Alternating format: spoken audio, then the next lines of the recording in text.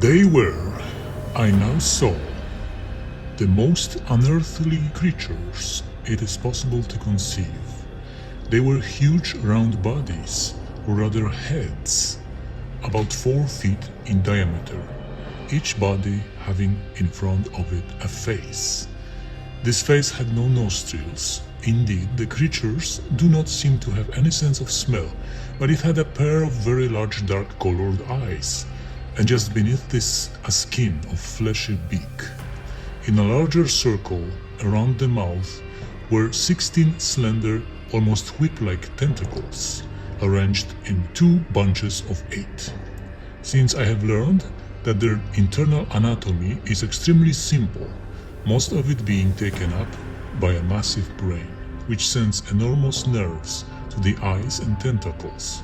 They have no digestive system and take no food, but instead inject the fresh living blood of other creatures into their own veins. And that is the description of a creature that I'm going to challenge myself in drawing today. And it's from the book H.G. Wells' The War of the Worlds, describing the Martians who were piloting the tripods. So the challenge is to draw something that I'm not quite familiar with, a creature that has been depicted by a science fiction author. And then once I'm done, I'm going to compare my depiction with the illustrator's depiction. There's probably a lot of depictions of this creature, but they're not very known. I actually haven't seen any depictions, any illustrations for that creature. So here we go. I'm going to draw a Martian affected by Earth gravity.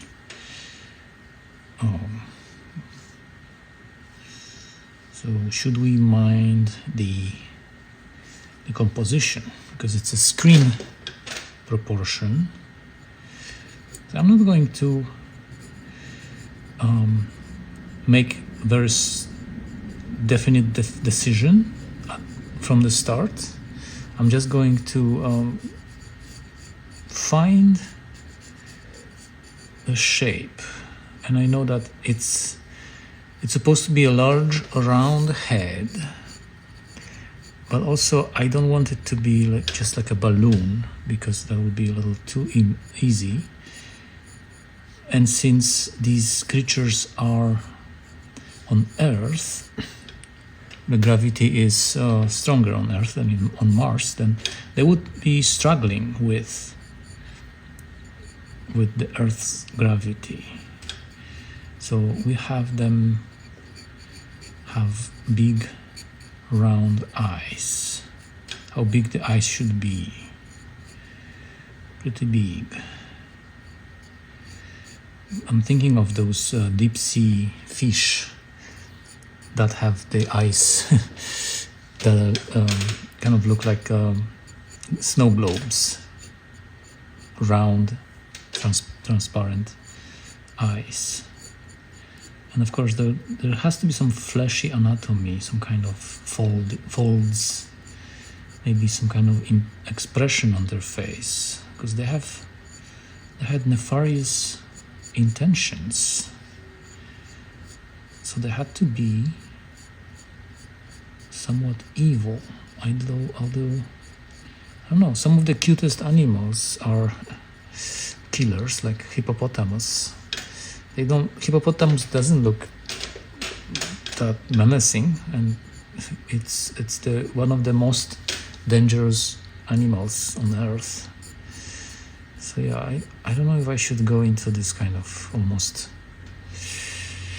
too obvious evil looking expression on their face.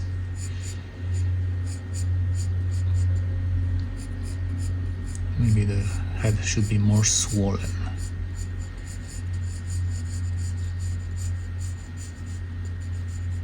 I don't know if they were pale or had any pigmentation in their skin, or they're green, probably green. Most aliens are green. So like the eyes are big, but they're so big that then they take away from the size of the head.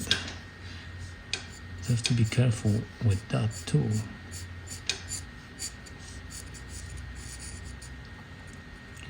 And there's like a little beak, flashy beak. What does it look like? No nose.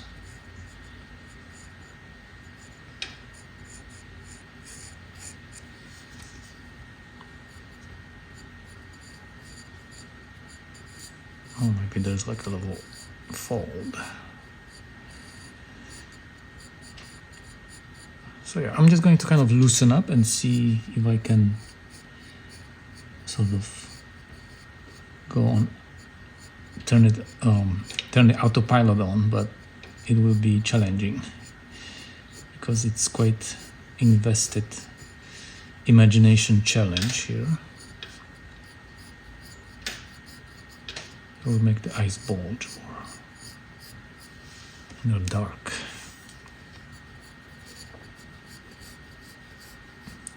Octopus looking creature.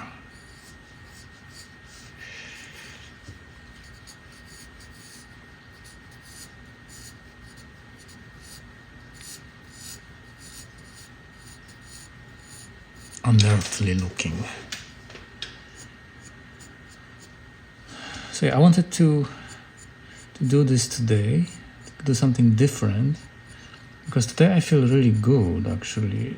After all this like complaining about minor health issues, I kind of woke up full of energy today and ready for adventure, which is a great feeling. So I thought I should take advantage of it, ride that wave, and try something different today, something more interesting. And it's a cool challenge. If anyone ever sees it and would like to suggest a creature for me to draw, I would be open to taking on that challenge. Let me know if there are any creatures that I am unlikely to have seen, that you know from popular culture, or maybe from a comic book or from manga, and tell me if I should draw it.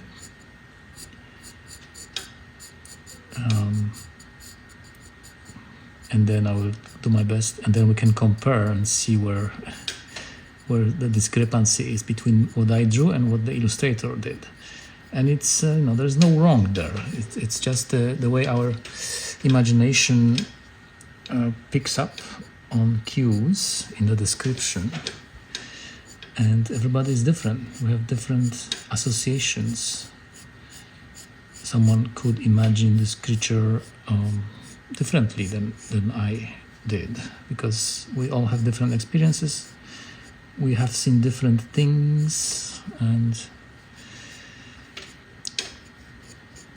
so I'm imagining this body head to be somewhat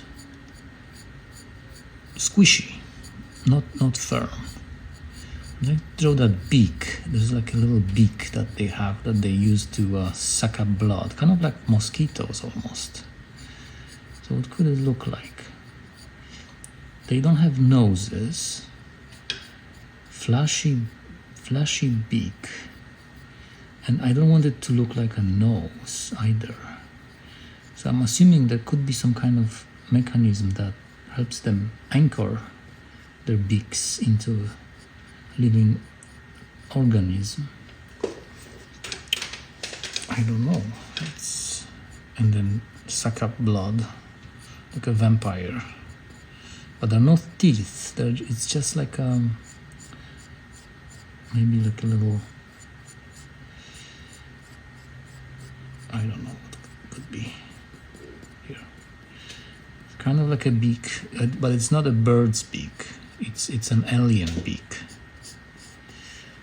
and it's small. So I'm probably already at the wrong here, because I'm drawing it a little bigger. Then there are the folds that I can play with.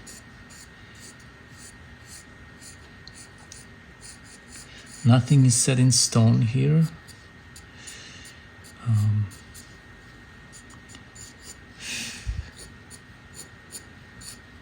I think it's... I'm getting dangerously close to the edge here.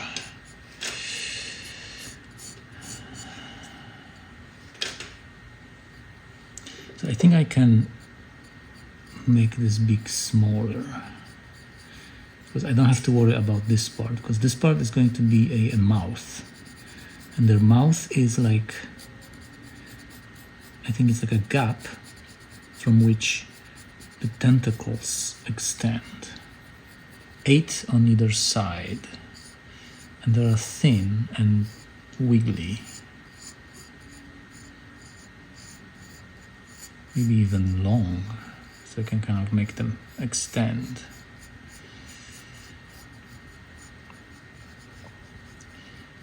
So yeah, I am a fan of science fiction. The problem is that I haven't really read many books, science fiction books. I am more of a viewer. I kind of like to see how the movie creators interpreted the stories and created the world building and creatures and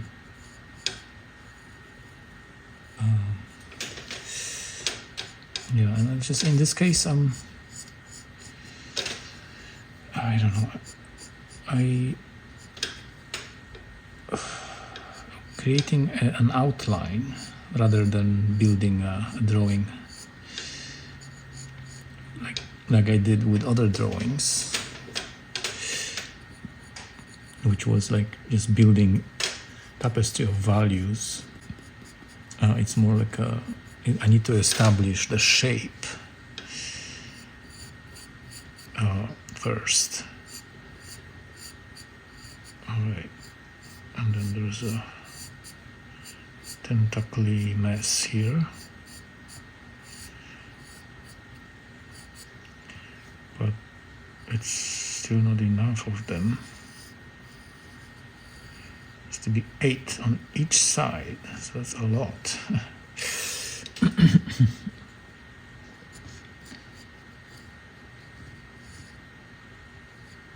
That's only half of them.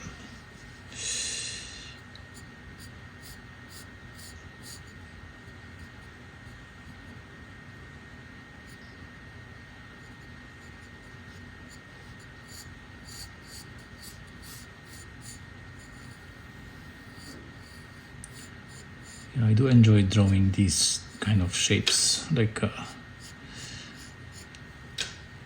the wavy kind of, almost like tree roots.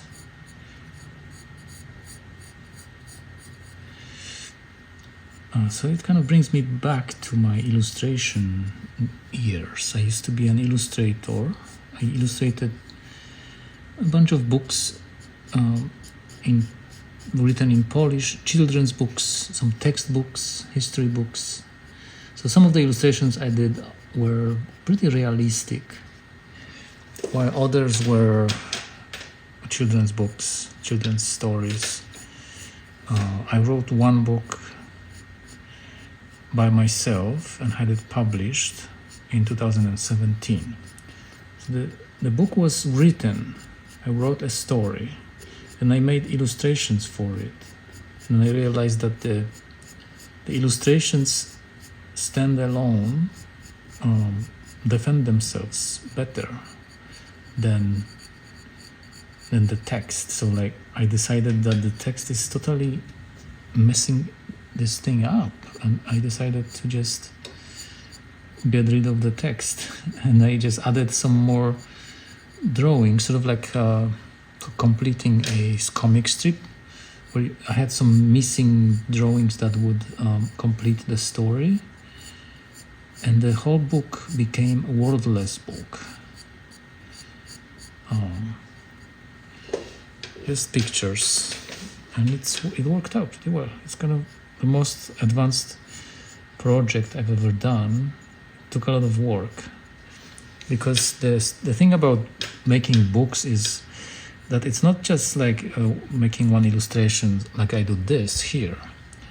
It has to be consistent throughout the entire book. So multiple pages have to be on point. You have to like really make sure that the style, the colors, the characters, features are consistent throughout the whole book.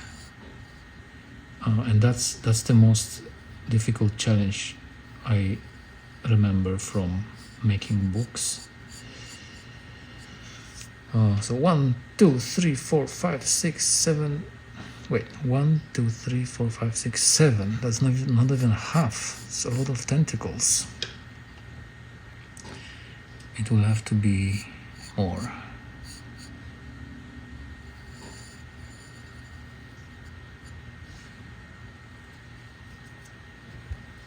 One, 2, 3, 4, 5. 3 more on this side. Jeez, that's a lot.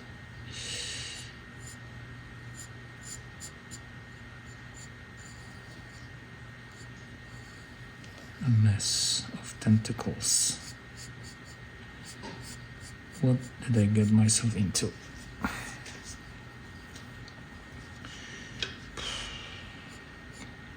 And the thing about the discrepancy between a literary depiction and an image is that the words depict certain things better to make it easier for the mind to imagine them. But if we translate these words literally into visual language, sometimes we fall short. Like, see, I'm kind of struggling with drawing 16 tentacles on the creature, because it seems like a lot. It's already quite a lot of tentacles, and because I have to count them and make 16 of them. Normally I would just stop at this because it's quite enough. It already creates quite a striking visual element, but I have to keep going to be accurate, to be faithful. And it's already starting to confuse me here. Like, I don't like this way it kind of crosses here, bunches up. But I just keep going.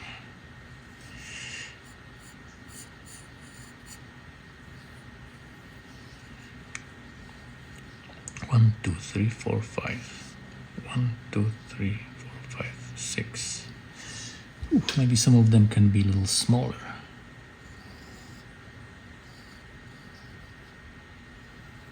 So it has 3 more on this side. And kind of a fill-in.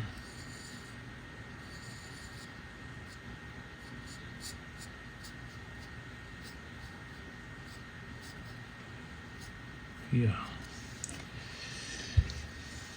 And sometimes, the viewer will not count the tentacles, and you might get away with this. But what if there is a person that's really particular and really wants to be, faithful to the depiction, and they will call me out on neglecting to draw 2 tentacles on each side. 1, 2, 3. Whoa. 1, 2, 3, 4, 5, 6, 7. 1 more on this side.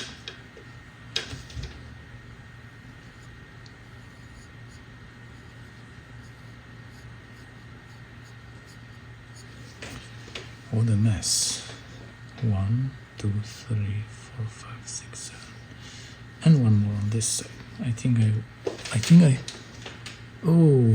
have to zoom out. Yeah. I have to do it. Oh well.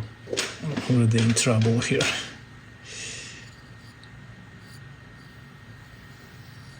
One more.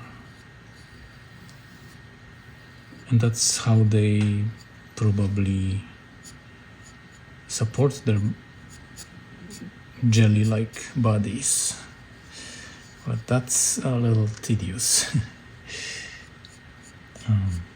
There's no bone structure, so I have to make sure that everything is just soft and limp and like kind of like almost like a water balloon. I don't know how to deal with this part here, because that already looks like it might have a skull and it doesn't. So maybe there are some veins on its surface. It only has muscles, probably a circulatory system and nervous system, and the brain. So kind of maybe you can kind of see the brain in it.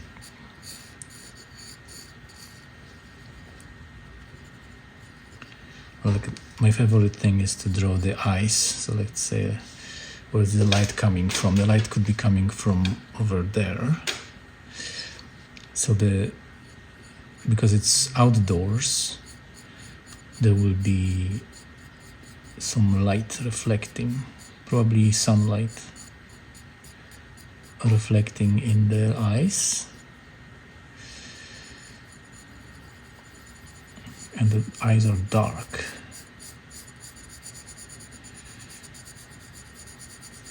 So I can kind of start to fill in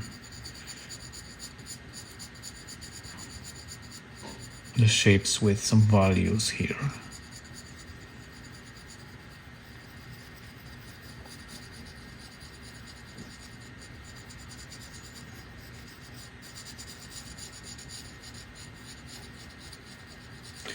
And since there is some kind of environment that the creature is in, maybe there are some reflections in its eyes, maybe even like reflections of trees or landscape, who knows. So it's not going to be uniformly dark. I will kind of play with the shapes, make it darker here.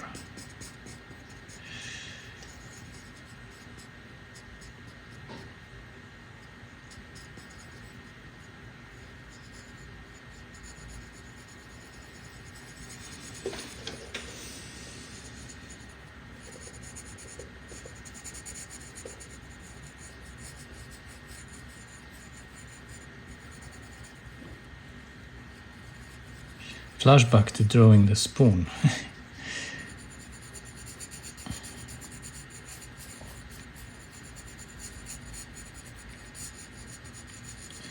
And then a little tip from the Dutch still life painters from the 18th century. When you draw something reflective and translucent, like a grape, think of how the light is penetrating that structure. So since it's translucent, you will have a surface that reflects the immediate sunlight from one side, but then the light is going to kind of punch through the whole object because it's translucent, and it's going to reflect also on the inside of that object. So you have like an extra bright section on the other side of that brighter light, and just kind of looks like a grape, and it kind of makes sense to leave this part here brighter, and that way you have a Martian's eye,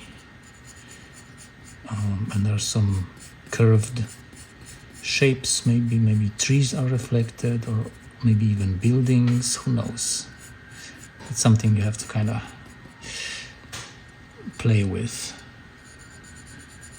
And we want this spot here to be a little bit darker, or about 50% darker than this spot, to make it work, to make the illusion work. And of course the eye is somehow embedded within the head, but since the creature itself is not really having any sort of skull or anything, I kind of feel like I would like to blend the eye with the skin a little bit more to emphasize that flashiness more, rather than having this hard structure that holds the eyes within itself. And then I can start playing, which is my favorite thing. I can start playing with textures, with light and shadow. Of course, we need the other eye. And the key with drawing creatures and monsters is that in order for humans to register something as a creature, we have to anthropomorphize that creature to some extent, meaning it has to have eyes for us to be compelling. It has to have something that resembles a human face.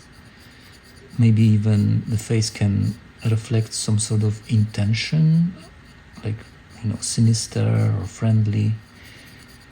Otherwise, if we draw a creature that was more like a realistic alien, because who knows what aliens would be? An alien could be a shapeless blob, but it wouldn't be compelling for humans to kind of imagine this alien as convincing. That's why we have things that kind of have a face. So it's not really that unearthly as far as creatures go.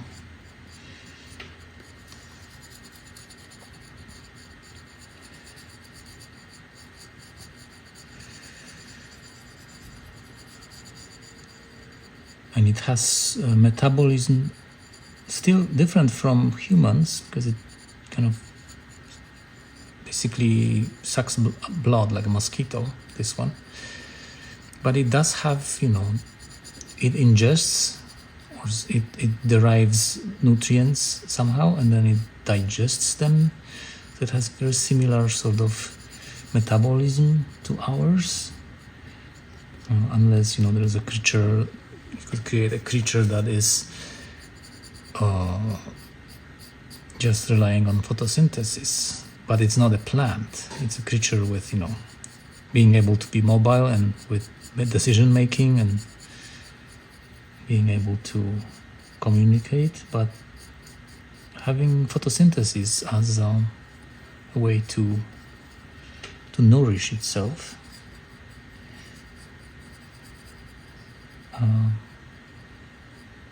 Or in another way, it can gather energy to survive.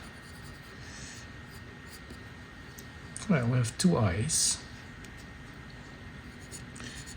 We create a slightly similar reflection on this side too, because both eyes will reflect the environment in the same way. That will be more convincing. Alright, so we have that beak here. Some kind of folds.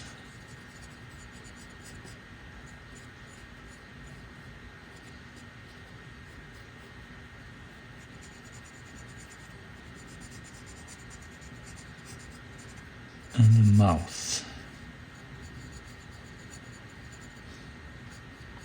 So I wonder if H.G. Wells would hire me as an illustrator after seeing this.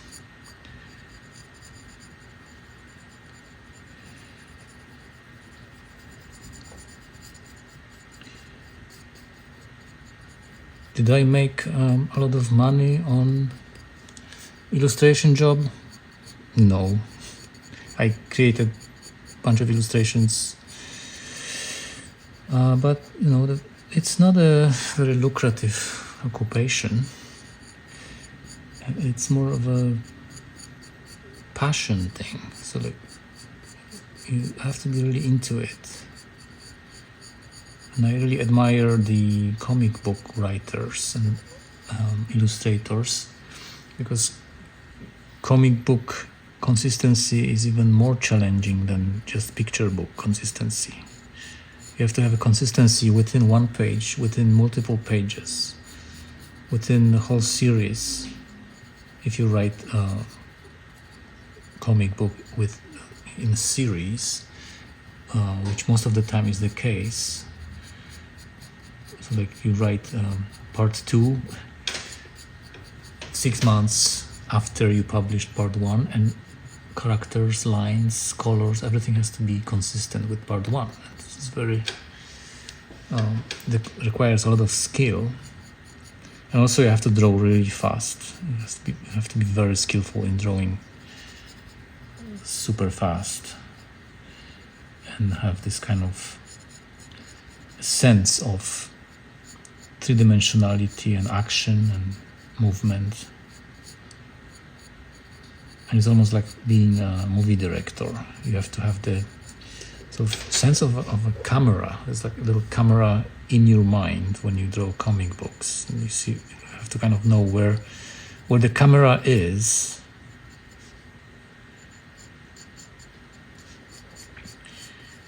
I'm going to do little veiny structures on the head here.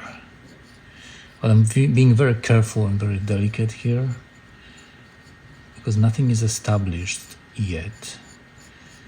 And if I do something that later on I won't like, then I will regret it. And I really don't like using erasers. They just mess up the drawing.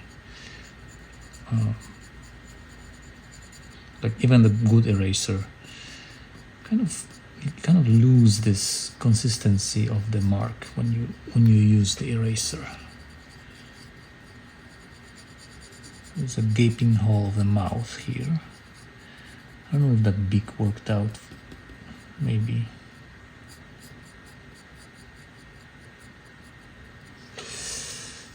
Yeah. I don't know if I would like to encounter this creature at any point. It's not, especially that it sucks up blood. No, thank you.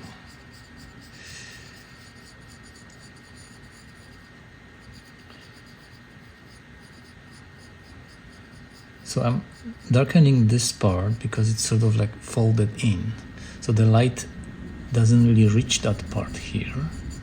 And then this part here has more light hitting it on the surface. So I have to be mindful.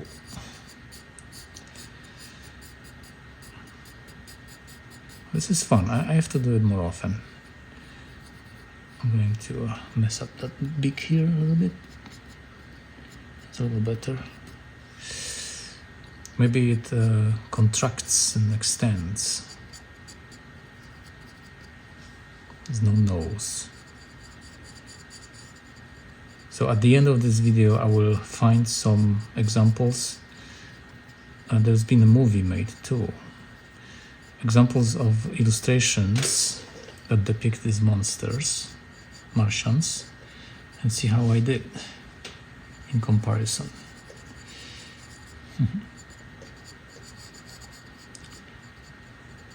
So my drawing hero is Alan Lee, a concept artist and illustrator of Lord of the Rings.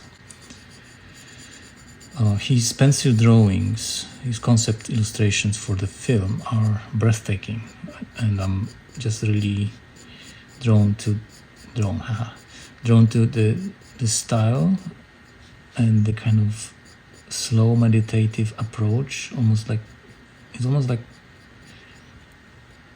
knitting. It's just creating a fabric where you kind of build your drawing with this very careful, delicate line, and then it starts to make sense. I kind of regret this framing here. It became messy. I have to remember that the eyes are kind of, maybe the eyes, even though the eyes are quite defined, big, maybe these Martians have a sort of translucent or transparent membrane covering their entire body that also covers the eyes. So there's really not much of a distinguished break between the skin and the eyes, because it's all the same material, like that. So I would rather try to like think of it in terms of deep sea fish that has these large eyes and squishy body, because it needs to survive the very high pressures underwater. So it has this, the entire body is kind of encased in this transparent skin that also covers the eyes. The eyes don't have a separate kind of cover or tissue.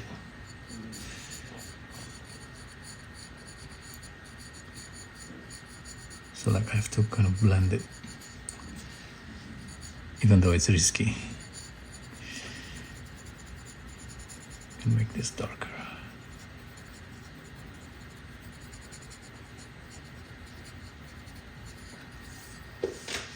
Make it more convincing.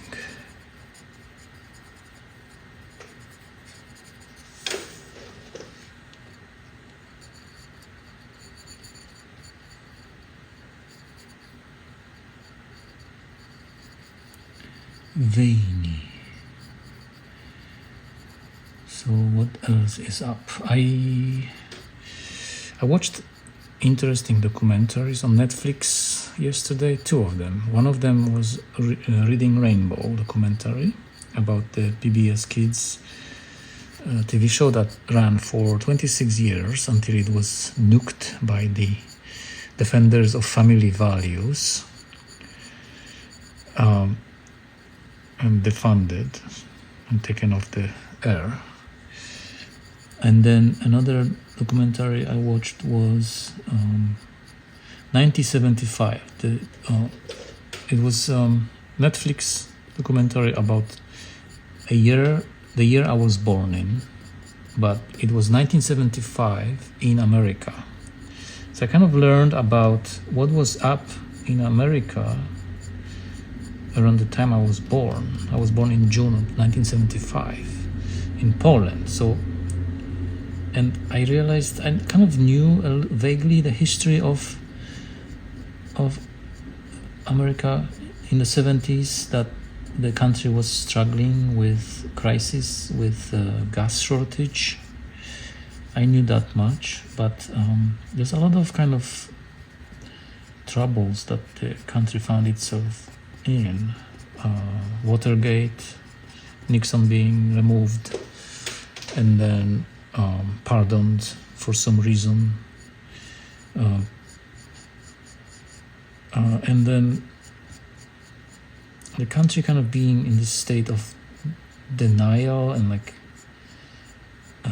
self-loathing almost. The Vietnam War fiasco, kind of a tough year, but the emphasis in the documentary was also on the movie making in that year.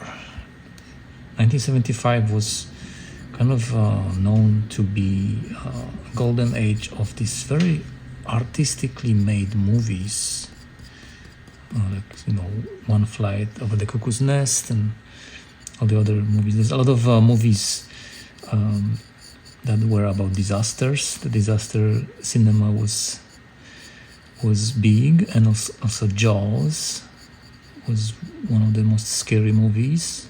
But when it came out, it really elevated people's blood pressure.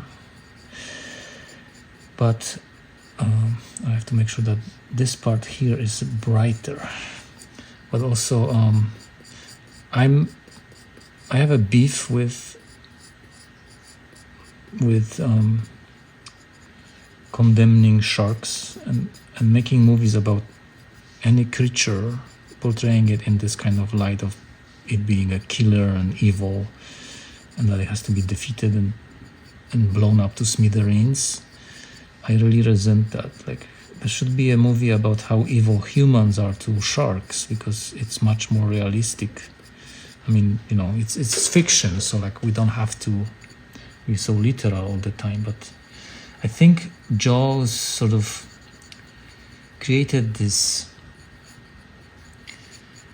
mentality of like, you know, nature bad, sharks are evil, they have to be killed, and like there's really no nuance to it, and that's how we are being conditioned to think about nature, that it's a threat, that it needs to be eradicated.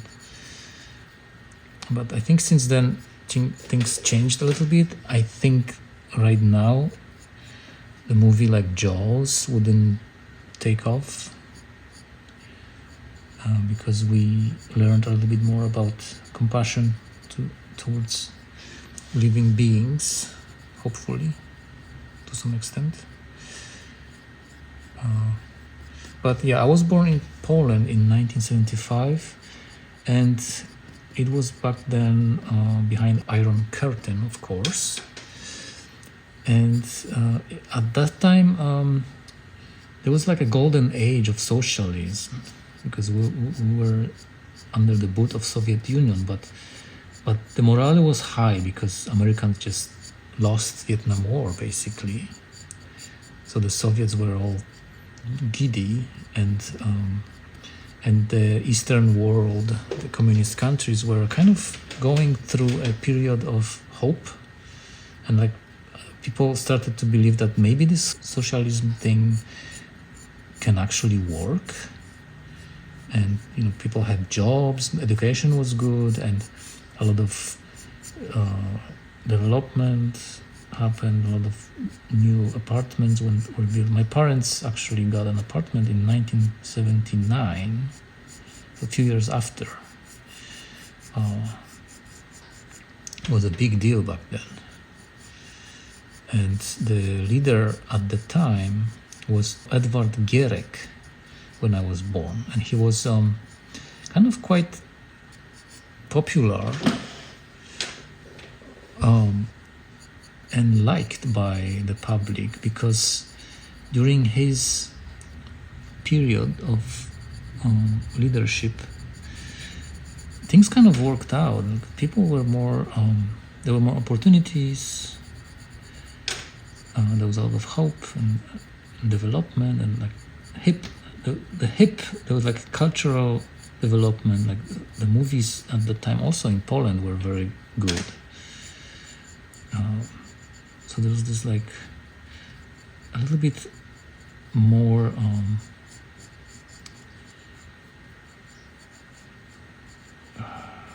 kind of easy attitude of the regime towards new ideas, and even like a little, they kind of allowed for some aspects of Western culture to seep in, because they didn't feel threatened anymore, and they're like, okay, if it's good, then let's show it to people. So music, people were listening to rock and roll, and American movies were watched. There was really no, like, it was very kind of easygoing. And it was kind of an example of like any system can actually work out as long as you have good morale, people are being nurtured, and they have good healthcare, good education, opportunities to grow. And it can, it doesn't really matter what system you're in. It's just a universal truth that nurtured communities grow. And you don't even need that much funds or money to make it work. It's about mentality shift.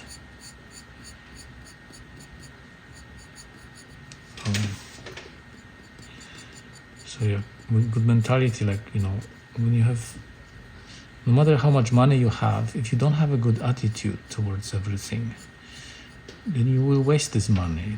You will spend it on stupid things. Whereas if you don't have any money, you can still invest in growth in other ways, like be more outgoing, maybe create a club, meet up with your friends, discuss books, go out more. The mentality in America is kind of scary, because there are whole cities that are kind of almost like ghost towns, where everybody is at home watching TV. There are no people outside, no exchange of ideas, no loitering signs everywhere, just to remind people that hanging out is a crime, or exchanging ideas. It's almost like people are willingly kind of falling for it, and they don't fight for their natural kind of way of being.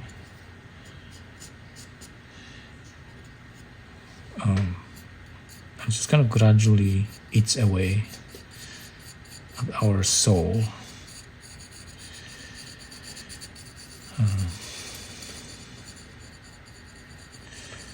So yeah, how to make this skin look more translucent? Maybe I can resort to using the same trick that I used with the eyes. But sometimes it's just instinct. Sometimes it's, you just kind of know that what you're drawing has to be translucent, and then from there you're kind of instinctively able to convey that translucency.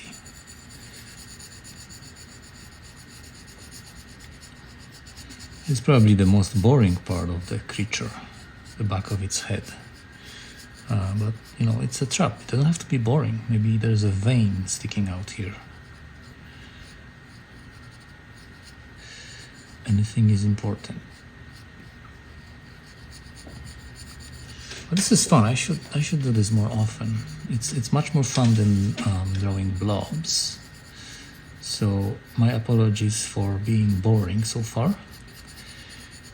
But if you are interested in a kind of meditative aspect and automatic drawing and talking, or maybe you need some kind of audio to relax to, check out my other sessions. Some of them are more funny than others, some of them are more kind of edgy, and you can actually tell that I'm frustrated with something and I'm complaining a lot. There's a bunch of breakthroughs. There's one when I realized that the external noise is okay as long as I know how to handle it.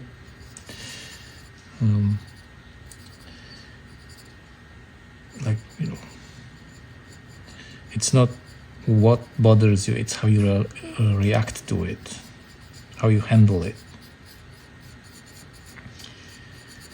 Right, so there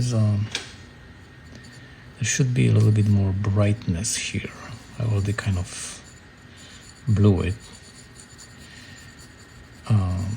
But also, I think, since it's more like a brain, I'm going to darken this part and make like a split, so that there's a bulge on this side of the head also.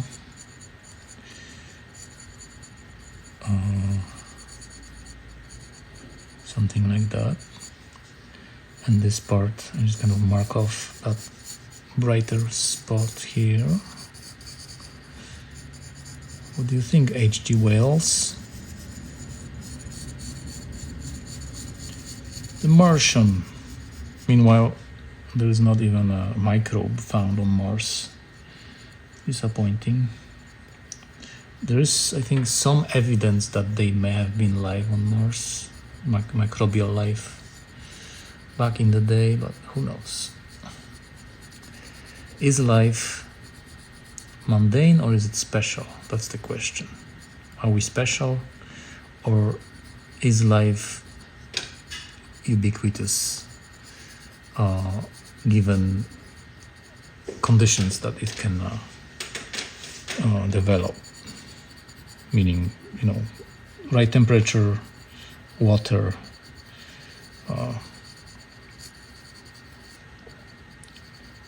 nitrogen, something that we might never know. Right, I will darken this part even more because I want this brain to be like a brain.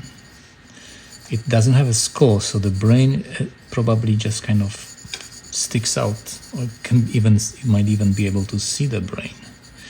It does help to be passionate about the aquatic creatures. I have close to 12 aquariums in my little room, and in those aquariums I have all sorts of fish, including glass catfish, which are fish from Thailand that are totally transparent. So you can see their brains, you can see their skeletons, and you can see their guts and digestive systems. And they're fascinating creatures. They almost look like aliens, and their behavior is also cool. I mean, many people find it boring. Glass catfish like to congregate in one place and just kind of wiggle and just kind of stay there and hang out. Almost like some kind of culty congregation. But, I'm sometimes looking at them and wondering, am I interrupting something here? And so they're very peaceful, very shy. I'm going to do some veininess here. And this is just like I haven't done any practice runs for this. This is the first line, fresh. I just found that description. I actually asked Gemini to find me a description that's kind of obscure, that's unlikely for me to have seen. I mean, the creature described in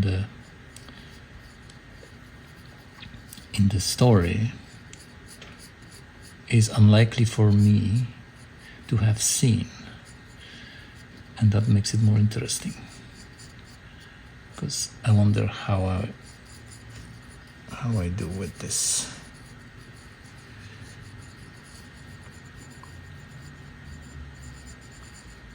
There's some veininess. I don't want to kill this bright spot here.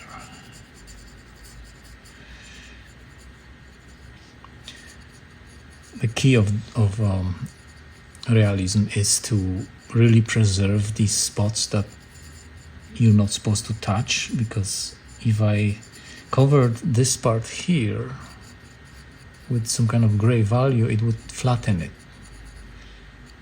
and it would ruin it. I'm already staying here for too long because I'm obsessed, but I should probably leave it. Something like that. And then the tentacles, they're just annoying. I don't like them. There's some light that shines on them, and some of them are in shade.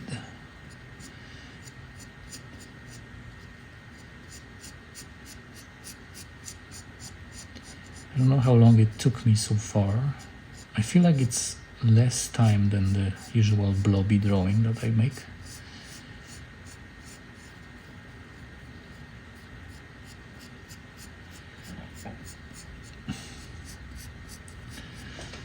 Sometimes it helps to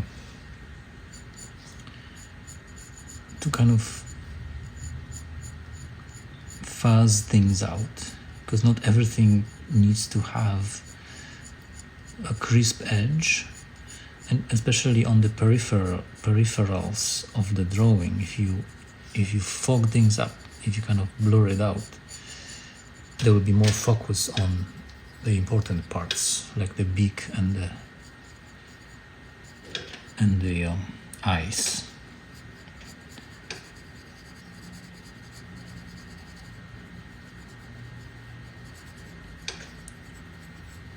And drawing texture is fun because you can go whichever way you want.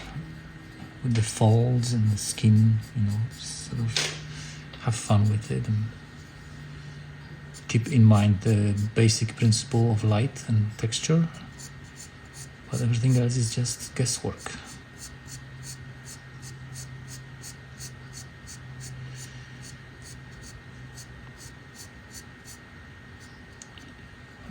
I need to preserve this brightness here to make it pop, and then this tentacle will be dark. That way I will achieve more depth.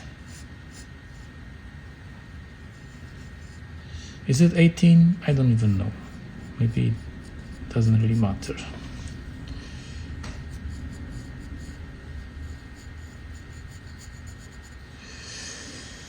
Yeah, the tentacles are pretty annoying to draw.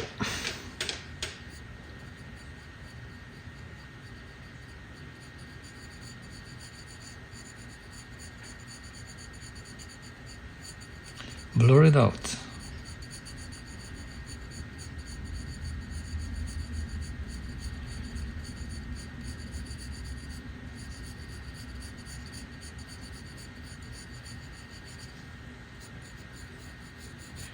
I wonder if humans that spend enough time on Mars would evolve into this kind of creature. It would take probably close to billions of years, because we're still developing. We're not done evolving, so we will keep transforming depending on what we do with our lives, what adaptations we will need. And for Mars is a harsh environment.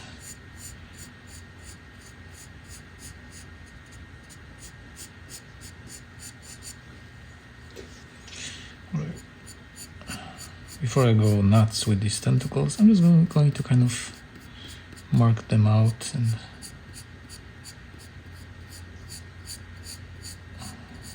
won't worry too much about them.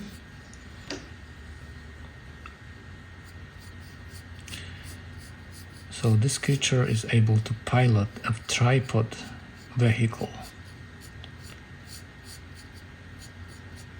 I wonder how that would work.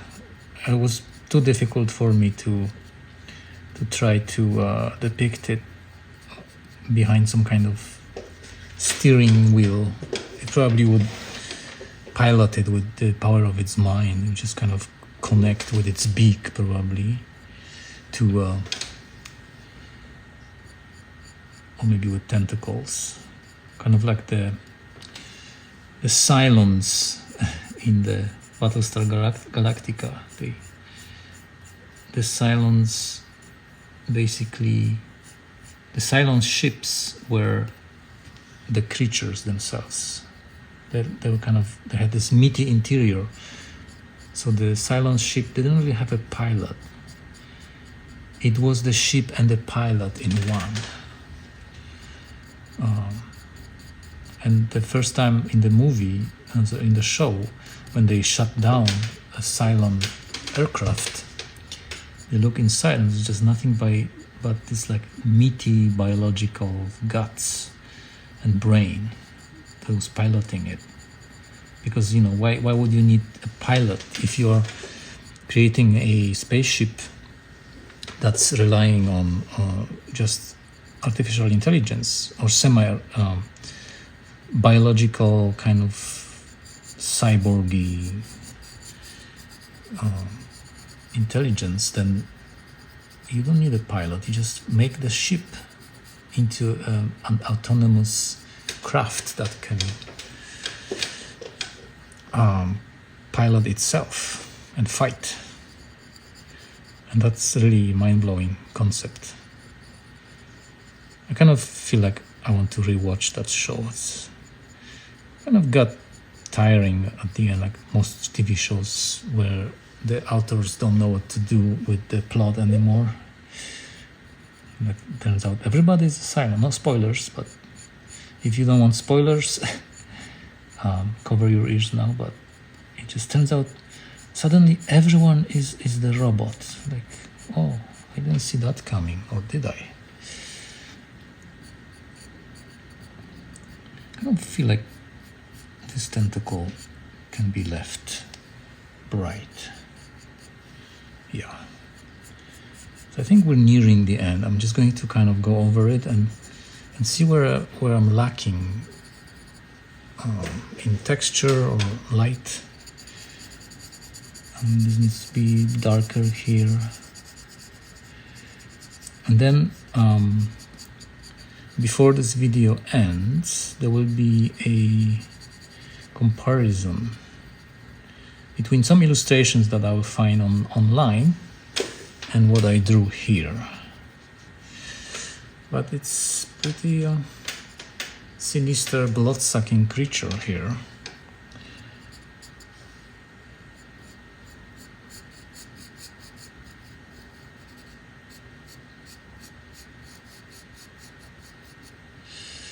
Imagination challenge.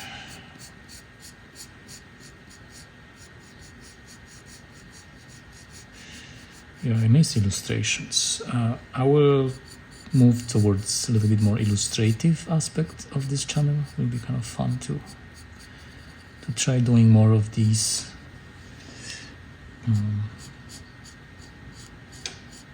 Kind of practice imagination. It's fun. It's world building. So if you liked this challenge, you can comment with your own. Maybe you can even come up with your own description of the creature and have.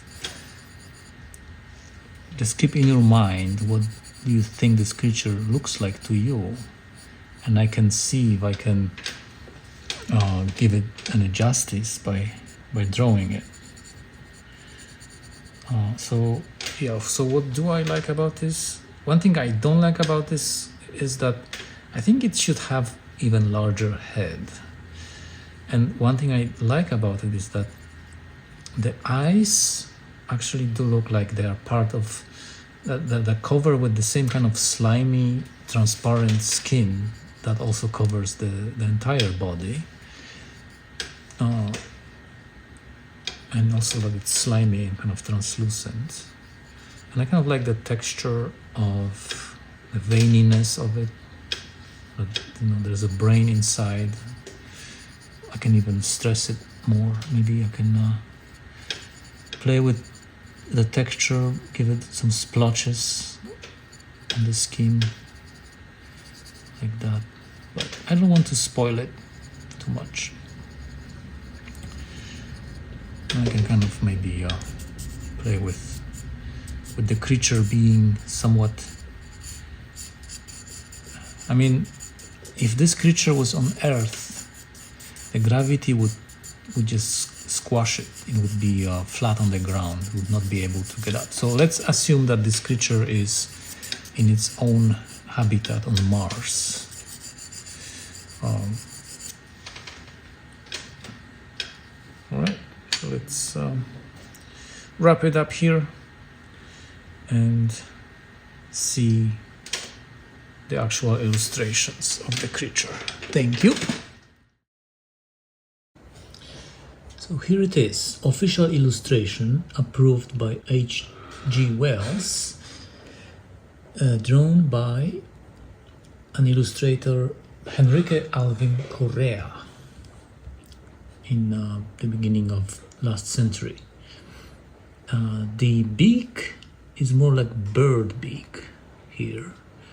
I think I like his shape of the head better. It looks more like a cranium which can fit a lot larger brain.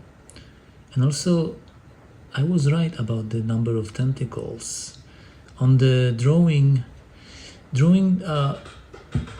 16 tentacles would be too much. While it does work as a description, I think the creative license when it comes to depicting these creatures has to be used, because otherwise it just doesn't look good. So yeah, good call on reducing the number of tentacles. The eyes, I don't know. I think I like my eyes better in terms of the fidelity, being faithful to the description. His eyes are bright, while the description is clearly demanding that the eyes are dark and large. So yeah, that was fun.